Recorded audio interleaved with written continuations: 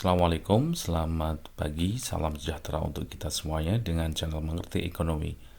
Melanjutkan untuk bahas tuntas soal SNMPTN Ekonomi tahun 2010, nomor 57, Jurnal Penutup Perusahaan Dagang.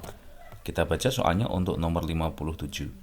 Jika penutupan rekening penjualan pada akhir periode didebet sebesar saldo penjualan, maka yang dikredit adalah A. Kas sebesar saldo penjualan, B. Pembelian sebesar saldo penjualan, C. Laba rugi sebesar saldo penjualan, D. Piutang sebesar saldo penjualan, E. Modal sebesar saldo penjualan.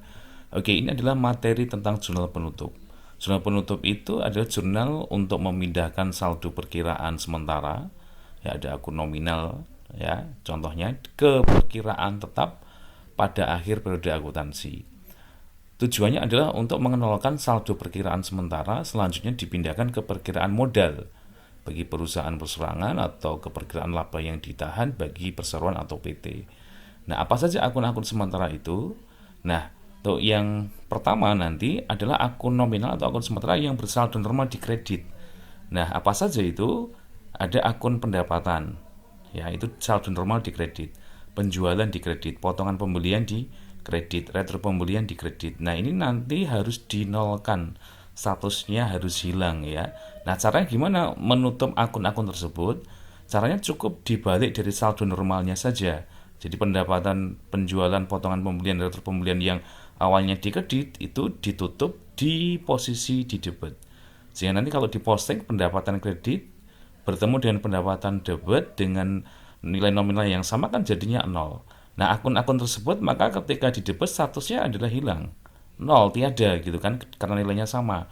Dan akun-akun tersebut setelah ditutup nanti akan menjadi akun ikhtisar laba rugi.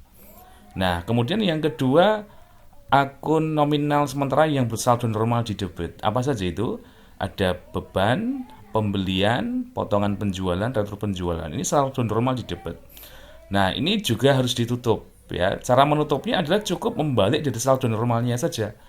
Jadi beban pembelian debit, potongan penjualan di debit, retro penjualan di debit, ketika ditutup dibalik dari saldo normal, ya berposisi di mana di kredit. Nah, ditutup dengan menjadi akun ikhtisar laba rugi kan begitu. Nah, setelah itu akan kita peroleh di kesimpulannya di perusahaan apakah nanti perusahaan laba atau rugi kan gitu ya. Nah, itu kita bisa mengambil dari akun yang tadi, yaitu akun ikhtisar laba rugi yang dikredit dan ada juga akun ikhtisar laba rugi yang di debit, bahwa kedua akun itu adalah berasal dari akun-akun yang sebelumnya sudah ditutup kan begitu ya. Jadi nanti ini diselisihkan, diposting ke buku besar begitu. Nah, ketika diselisihkan bagaimana kalau nanti ternyata laba?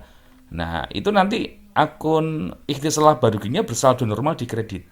Ya, kalau misalnya kita ingin melihat kan sebenarnya kan itu salah baru yang dikredit ini kan awalnya dari pendapatan, dari penjualan kan begitu. Kalau pendapatan penjualan ini lebih besar dibanding dengan beban atau pembeliannya kan laba kan gitu. Nah, akun tersebut kan ditutup dengan akun itu salah barugi ya di sisi kredit ya. Kalau itu salah baruginya kredit nanti lebih besar dibanding itu salah barugi di debitnya, ini berarti laba. Saldo normalnya adalah laba. Nah, kalau laba gimana jurnal penutupnya? Nah, jika laba maka itu salah barugi yang dikredit dibalik kan ditutup kan itu. Nah, kemudian ditutup menjadi akun apa modal. Jadi endingnya nanti ke akun modal. Ya, jika laba itu kan menambah modal dan ini cocok sekali. Ya, akun ikhtisar laba ruginya dikredit ditutup dibalik posisinya di debit dan ini adalah menutup akun laba. Ya, akun labanya ini nanti modalnya bertambah. Modal bertambah di mana? Kredit. Nah, kemudian kalau rugi bagaimana? Kalau rugi berarti ikhtisar laba ruginya saldo normal di debit. Maka jurnal penutupnya adalah dibalik ya. Ikhtisar laba ruginya di kredit dan kalau rugi itu modalnya berkurang. Modal berkurang di debit. Nah, ini cocok sesuai. Ya, kemudian yang keempat adalah akun private ya. Akun private itu saldo normal di debit. Nah, kalau private ini langsung ditutup dengan akun modal. Tidak ke akun ikhtisar laba rugi dulu karena tidak dipakai dalam perhitungan laba rugi itu kan. Private itu akan mengurangi modal.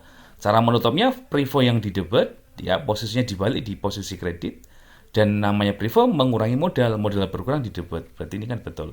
Nah, ini adalah akun dari perusahaan dagang yang ditutup ya, kan begitu. Nah, cuman kebetulan soalnya simpel sekali, yaitu hanya saldo hanya rekening penjualan aja gitu kan, hanya rekening penjualan aja.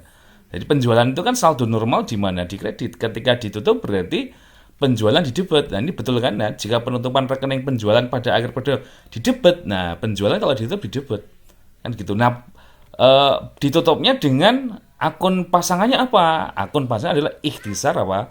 Laba rugi di sisi kredit. Berarti yang dikredit adalah yang akas salah ya, pembelian salah ya, yang di piutang salah, modal salah, yaitu yang betul yang mana C ya. Akun laba ruginya, itu salah laba ruginya di mana?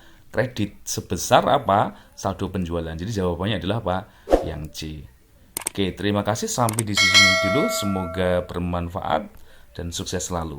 Assalamualaikum, salam sejahtera untuk kita semuanya.